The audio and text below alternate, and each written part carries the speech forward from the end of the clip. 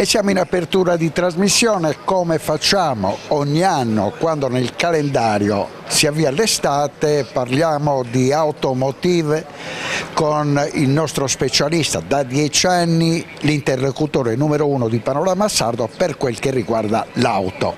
Sembra, Orione, un mese di giugno davvero speciale. Al di là del caldo si comprano poche macchine.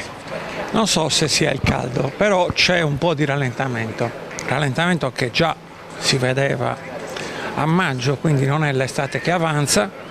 Sicuramente manca un po' di fiducia sul mercato e i clienti sono un po' incerti su cosa sia meglio acquistare, se sia il caso di acquistare. Si muove più l'usato del nuovo, come sempre quando c'è un pochino di avvisaglia di crisi. La notizia è che in questo mese di difficoltà aumentano i contantisti. Chi sono? Quelli che vanno a comprare l'auto in contanti, e questo è un problema per le concessionarie. Diciamo che la quota di clienti che vogliono comprare l'auto in contanti è in leggero aumento, perché in questi anni sono aumentati i tassi di interesse, per cui spesso il cliente non vede, fra virgolette, la convenienza, e se ha del denaro da parte preferisce, diciamo, acquistare pagando tutto subito. Per noi il problema è relativo, nel senso che comunque il cliente i soldi ce li dà. D'altro canto chi diciamo, si fa i conti e magari i contanti non gli bastano, cosa fa? Prolunga i tempi di acquisto. Siccome la voglio pagare in contanti, non la compro adesso, la compro tra un anno, una volta che li ho messi da parte. Il finanziamento è la stessa cosa, solo che non li metti da parte e poi compri, ma li paghi volta per volta. Quindi il problema è che l'aumento dei contantisti, al di là del fatto che noi si faccia meno finanziamenti e quindi ci sia anche una minore marginalità legata ai premi variabili delle case, c'è il fatto che il cliente non acquista finché non li ha tutti, mentre il finanziamento serve ad anticipare i tempi di acquisto. Quindi per noi è un segnale leggermente cattivo. I tassi poi stanno diminuendo, sono diminuiti molto dal picco di un anno fa.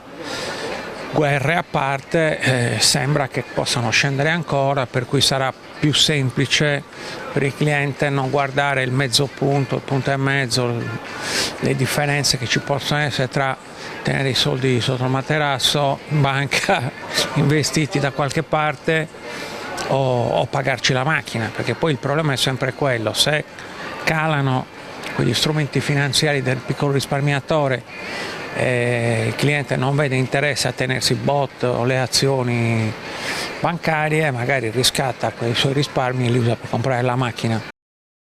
Andiamo all'attualità. 4 regioni, Piemonte, Veneto, Lombardia, Emilia e Romagna, dal 1° ottobre avranno un grande problema, anzi è iniziato il conto alla rovescia. L'Euro 5, le macchine che sono datate 2009-2015 non potranno più circolare in queste regioni nei centri superiori ai 30.000 abitanti. Ma allora, questa norma di cui si discute, perché il ministro Salvini, che l'ha firmata 2 anni fa, adesso dice che non la vuole più firmare, non vuole prorogare. Il problema è legato al tasso di inquinamento nelle regioni più popolose e nei centri urbani più congestionati. Ovviamente sappiamo che il trasporto urbano, soprattutto quello fatto da auto privata, soprattutto quello fatto da auto private vecchie, magari a gasolio, magari con scarsa manutenzione, quindi con alta fumosità allo scarico, fanno parte di questa quota di inquinamento, per cui si è voluto limitare la circolazione ai centri abitati di vetture molto inquinanti. Il problema sorge nel momento in cui chi abita fuori dalla città usa la macchina per arrivarci e poi da qualche parte deve muoversi. È chiaro che ci vorrebbero delle soluzioni, cioè allungare i tempi non risolve. Se questi signori non sono in grado di acquistare una macchina nuova o comunque usata ma più nuova di quella di 15 anni che hanno, in qualche modo dovranno fare. Cambiare una norma si può fare, ma poi fra un anno siamo di nuovo punto a capo. Magari bisognerebbe prevedere che quelle persone, invece di arrivare, diciamo, sotto il posto di lavoro al centro della città, possano mollare la macchina in un parcheggio di scambio e prendersi un mezzo pubblico, perché poi le soluzioni volendo si trovano negli altri centri urbani, ci sono efficienti sistemi di servizio pubblico, magari non sono pratico, ma non credo che a Milano sia un problema muoversi senza macchine, tanto per dirne una, però si fa molta demagogia su questo. È chiaro che non è una norma che costringe diciamo, il cliente a cambiarsi la macchina.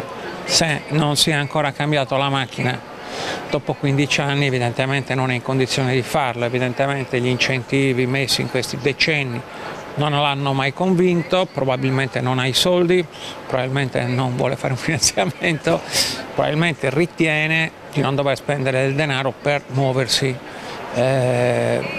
Secondo me sono tutte questioni puramente demagogiche, perché poi si passa dall'eccesso di dire io la macchina elettrica da 50.000 euro non me la posso comprare, mi tengo la vecchia 1 diesel. Magari ti compri una macchina di 7-8 anni usata e hai risolto il problema.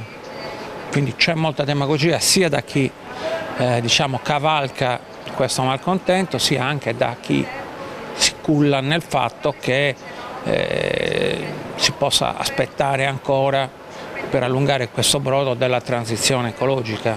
Si va per gradi e allora se c'è una macchina di quelle che ogni tanto vediamo col fumo di scarico evidente, che quindi è chiaro che è molto inquinante, passa una leggermente meno inquinante, non aspettare che ci sia la soluzione magica, la famosa auto che non inquina mai, non esiste, anche quelle elettriche inquinano quando le producono, quindi il problema non si pone secondo me. Altro tema di attualità riguarda un nome, un grande protagonista che si chiama Luca De Meo, un signore che è nato alla corte di Sergio Marchionne, poi si è fatto un nome in tutta Europa, ha risollevato le sorti della Renault che era in grande difficoltà, a un certo punto la scorsa settimana ha salutato tutti e si è trasferito dal mondo dell'auto al mondo del lusso.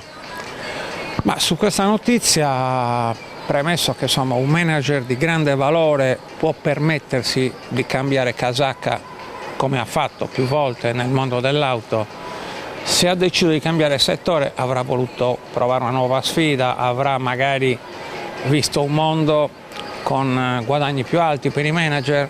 La maggior parte dei commentatori se n'è andato De Meo, l'auto europea è morta, i toppi fuggono prima che la nave affondi. A me mi sembra una grande stupidaggine. Io credo che se è come quando un calciatore abbandona un campionato nazionale per andare a giocare in un altro campionato, non è che gli diciamo te ne vai dall'Italia e vai a giocare in Premier League, quindi il campionato italiano è morto. No, lì lo pagano di più, probabilmente più sfidante. Sappiamo che sta andando a guidare un gruppo che è in difficoltà, lui è un uomo di marketing, probabilmente ha raccolto una sfida più grande, non è che non vale più Renault, non vale più il mercato europeo, ci sono anche lì tutta una serie di commenti, perdonatemi, da bar molto ignoranti. A me leggere i giornali e vedere commentatori in teoria qualificati che la buttano sul se n'è andato De Meo, quindi il mercato europeo è morto, ma de che? Ricordiamoci che i manager cinesi, gli ingegneri cinesi, sono cinesi di stipendio, ma sono tutti europei, americani. E evidentemente gli hanno offerto una cifra più alta, magari non ha voluto andare a guadagnare di più in un altro mercato e ha cambiato settore, mi sembra una cosa più che normale. Dottor Orione, ci avviamo alle conclusioni.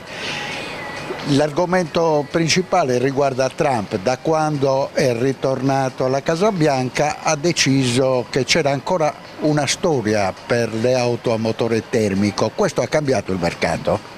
Ma per il mercato europeo fortunatamente Trump ancora conta poco. Probabilmente per il mercato statunitense sì, ricordiamoci che negli Stati Uniti, tranne la California, tutti gli altri stati sono ben più indietro del mercato medio europeo. In Italia, che le auto elettriche rappresentano oggi circa il 5%, siamo più avanti dalla media degli Stati Uniti. Trump sappiamo che è un negazionista di quello che è il riscaldamento globale, ha sempre professato che bisogna trivellare, vendere il petrolio americano, il gas, fare il fracking, tutto quello che inquina. e passatemi il termine, chi se ne fotte dei nipoti, ci interessa stare bene a noi adesso, quindi lui sta parlando a questa pancia del paese, quella che gira con i grossi pick-up 8.000 a benzina, e il problema del riscaldamento globale per lui non è un problema, è un pressapochismo demagogico che influenzerà il mercato americano. Lui ha tolto i contributi, ha già detto che la norma californiana, che è simile a quella europea, cioè che dal 2035 non si potrà più girare con le auto termiche, non vale niente, lui la norma la cancellerà. Però sul mercato europeo le decisioni di Trump per adesso non ci influenzano. Il problema nostro è il nostro legislatore che, nonostante 1000 pareri contrari, continua a perseguire questo concetto della neutralità carbonica e quindi auto a tasso di inquinamento zero fra 10 anni. Ci sono 10 anni, vediamo cosa succede, nel frattempo magari Trump muore pure e noi prendiamo altre decisioni. Questo è molto prematuro. L'unico vero problema è che tutti questi discorsi e queste enfatizzazioni di questi discorsi confondono il cliente che oggi deve comprare la macchina e quindi non sa cosa comprarsi perché fra 10 anni. Questo è il vero problema, tant'è che il mercato è lento, abbiamo un mese di giugno molto brutto come immatricolazione sia a livello nazionale che a livello locale, perché la gente ascolta tutte queste campane e la fa più difficile di quanto sia. Oggi ti compri una macchina, fra 10 anni non sai neanche quale macchina si potrà acquistare, quindi comprala oggi, non aspettare 10 anni per vedere cosa succede. Questo è un po' il problema vero.